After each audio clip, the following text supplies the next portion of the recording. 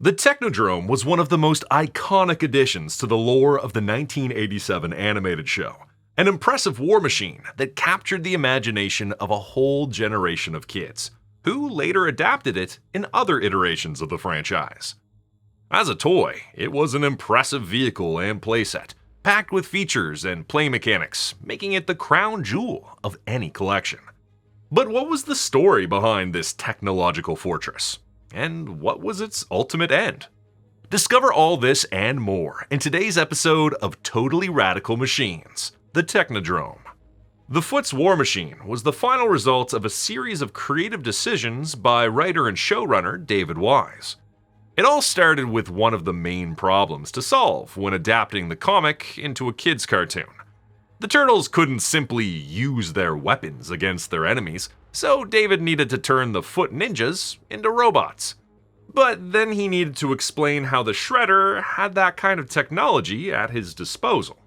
This is when he came up with the idea of giving the Shredder an alien ally from Dimension X. The addition of Krang is what triggered the creation of a mobile fortress. His idea was to make this into a big giant Death Star on wheels.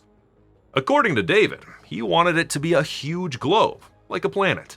He didn't say it needed a giant eyeball on top, though. We could only assume this was a design decision, possibly by art director Peter Chung of Aeon Flux fame. And if I had to guess why, I'd say the eye helped the Technodrome stand out from the Death Star.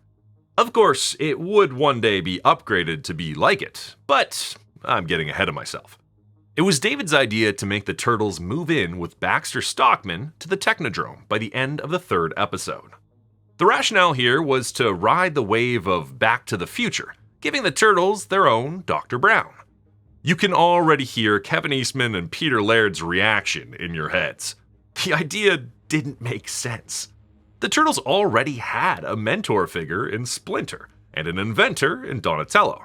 And if we ignore the not-so-subtle branding in the Turtle Van and Blimp, them using a giant, rolling, noisy eyesore like the Technodrome wouldn't have fit well with their ninja nature. The Technodrome was supposed to debut in the first year of the toy line, alongside other vehicles like the Turtle Van and the Blimp. It's unclear why this first Technodrome was delayed, but I suspect it had something to do with it being too ambitious for the line at the time. It would have been 22 inches high and long, with a detachable Techno-Rover vehicle for the soldiers. While this version would have had space for 15 figures inside, it seems like none of the classic features from the 1990 release were here. Its main attraction was its detachable foot radar known as the Cyclops. The toy was designed by Errol McCarthy and would later be released at the peak of Turtlemania. But let's go back to the story of the Technodrome in the show. Before getting separated from his body, Krang partnered with his loyal weapons engineer Von Dracus, and they designed the Technodrome, the ultimate war machine. Having no more use for Von Dracus, Krang banished him and tested the Technodrome by destroying Von Dracus's homeworld, ensuring that no one could avenge him. Homeless, Von Dracus ended up stranded on Earth under the name Berserko. Krang, on the other hand, was separated from his body and banished to Earth. He needed a body to be able to move around, so he made a pact with the Shredder, knowing that his foot soldiers could also steal the parts he needed to make himself bigger and more dangerous than in his shameful state. While they worked on completing Krang's body, the Technodrome acted as a mobile headquarters beneath the streets.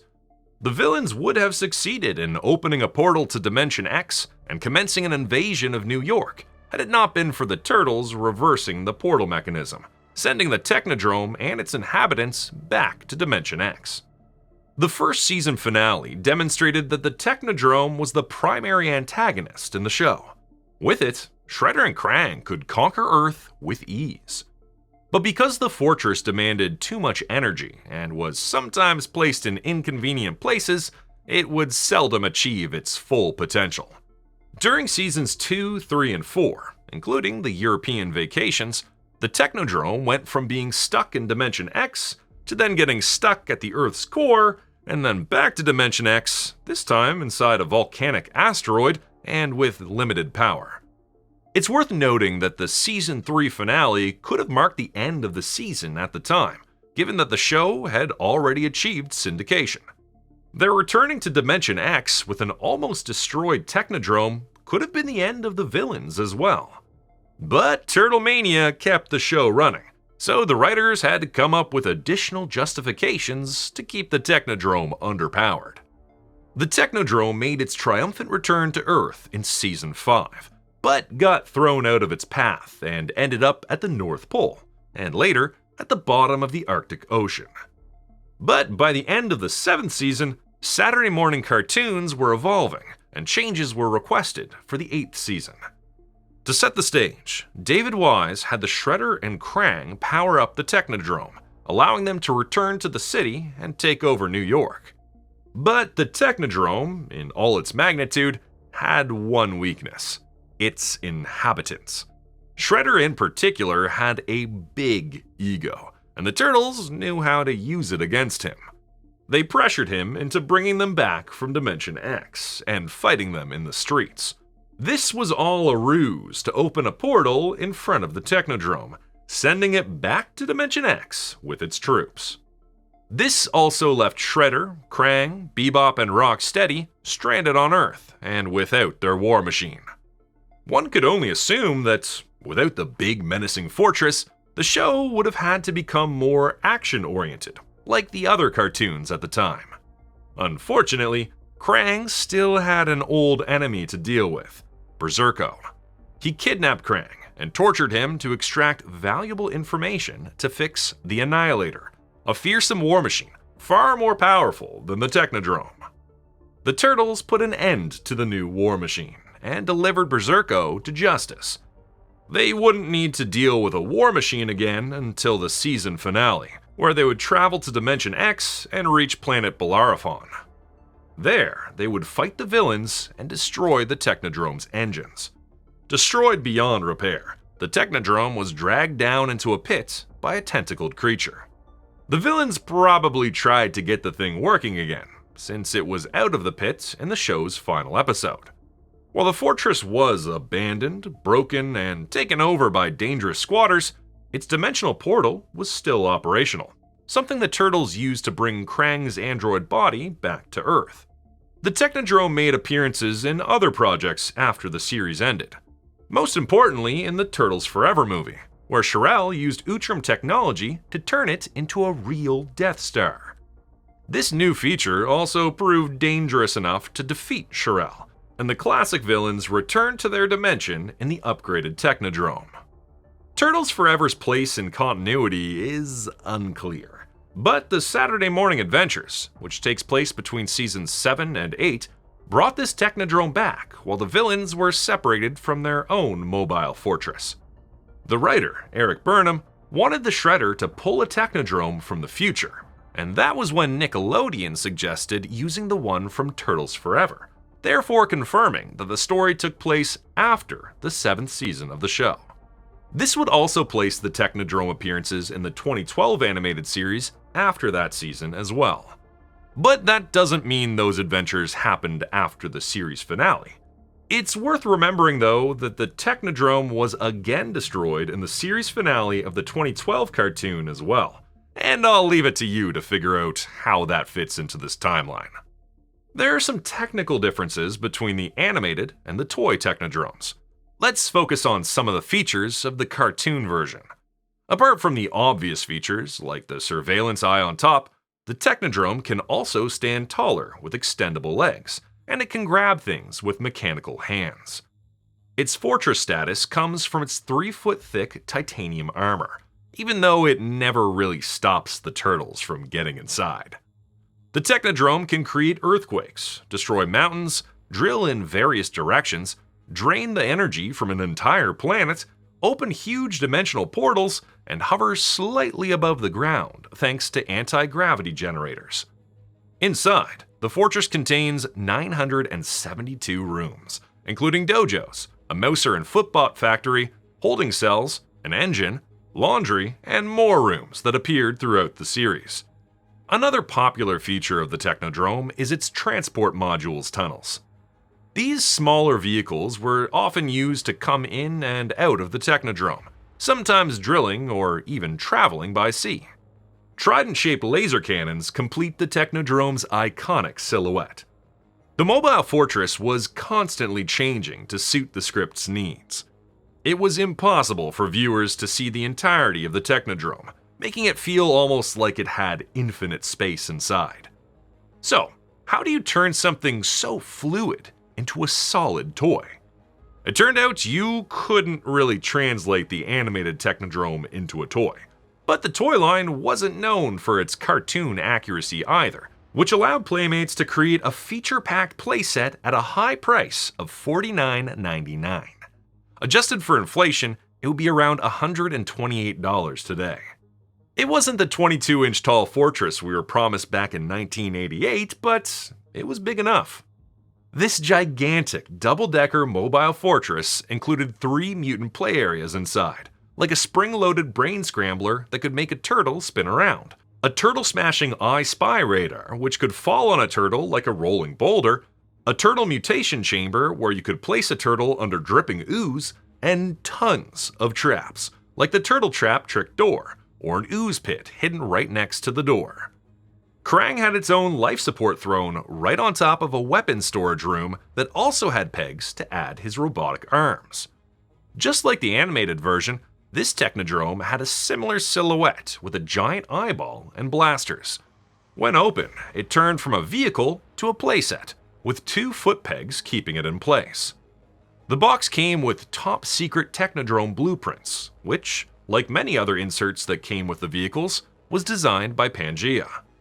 According to the blueprints, the Technodrome had a Hoofer X1000 engine. It could reach speeds of 50 million turbo-machs, had an output of 85,000 crustobytes, an input of 76,000 meltolium, and an armor made of tritonium. The usual nonsense expected from toy packaging. One of its coolest features was that it could be connected to the sewer layer playset through the back exit tunnel, right into the sewer. Together, the sets would create a whole play environment for kids, similar to what Mattel did with Masters of the Universe playsets. The Technodrome remained a collector centerpiece throughout the years, and because of its price and lower production runs, quickly rose in value in the aftermarket. A complete box Technodrome sold for $1,625 in December 2023, while many incomplete sets have been selling for 3-digit numbers. According to Playmates, the Technodrome ended up being their second best-selling playset of all time for the Turtles, implying that kids still preferred the good guys layer more. Riding the success of the Technodrome, Playmates released a Technodrome Scout vehicle in 1993, which was smaller in size and meant for only 1 figure. The figure was slightly similar to the Technodrome Mark II, introduced in the 1991 primetime special titled Planet of the Turtleoids. That mini Technodrome was created in the city, while the original was trapped at the North Pole, in an attempt to seize the city while the turtles were off-planet. But then they returned just in time to destroy it. The original Technodrome was also used in a few video games of that era, like the very first NES game, the arcade games, and many other console releases. Even in the more recent games like TMNT Legends and Shredder's Revenge. It also appeared in many licensed products, like the books and comics based on the show. The Archie Comics adventures started as a planned adaptation of the show's episodes, but by issue 5, it began creating its own universe. It was in that original arc that the Technodrome was turned into a spaceship named the Skull Buzzer. Later adaptations to comics, shows, and movies adapted the Technodrome in their own way. But so far, it wouldn't be a stretch to say that it's hard to compete with the lasting impact of the original. In 2024, coinciding with the Turtles' 40th anniversary, Playmates reissued the Technodrome as an Amazon exclusive for $80, but this time they downscaled it to fit modern packaging. As a result, they had to retool some parts, and the playset went down from 15 inches to 14 inches. The change had a mixed reception from collectors, as the original Technodrome was already very tight inside, and the new dimensions meant that the action figures didn't properly fit in there anymore. Having said that, with Playmates losing their TMNT license, there is very little chance of getting another reissue of this playset. We may never know for sure if the Technodrome was destroyed and abandoned forever in Bellerophon, or if it met its end on the streets of the 2012 animated series' New York. But it looks like we won't be seeing an appropriately scaled Technodrome playset for the 1988 toy line ever again. Overall, the Technodrome was an impressive headquarters for the villains, and while it wasn't well insulated, it could withstand the pressures of outer space, the Earth's core, and the bottom of the Arctic Ocean. Is this your favorite version of the Technodrome? Did you ever own the playset? Let me know in the comments. Thanks for watching. See you in the sewers.